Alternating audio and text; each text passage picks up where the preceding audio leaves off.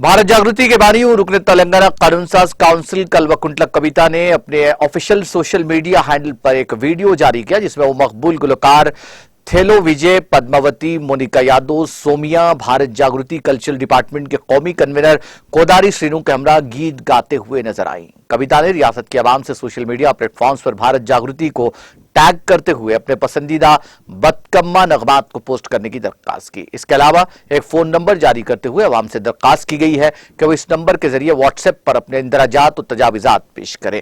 भारत जागृति तंजीम मौसूल होने वाले इंदराजात और तजावीज़ की बुनियाद पर नए गीत भी रिकॉर्ड करेगी। भारत जागृति के पास पहले से ही 150 से ज्यादा बतकम्मा गीतों का जखीरा मौजूद है। साबिक रुकन पार्लियामान निजामाबाद ने अवाम से दरख्वास्त की कि वो ज्यादा से ज्यादा तादाद में इसमें हिस्सा लें क्योंकि रियासत बतकम्मा त्यौहार की मुंतज़िर है। एमएलसी कविता ने बताया कि तेलंगाना रियासत की तहरीक के दौरान बतकम्मा तकारीब ने तेलंगाना के अवाम के दरमियान समाजी हम आहंगी और भाईचारा पैदा करने में अहम किरदार अदा किया।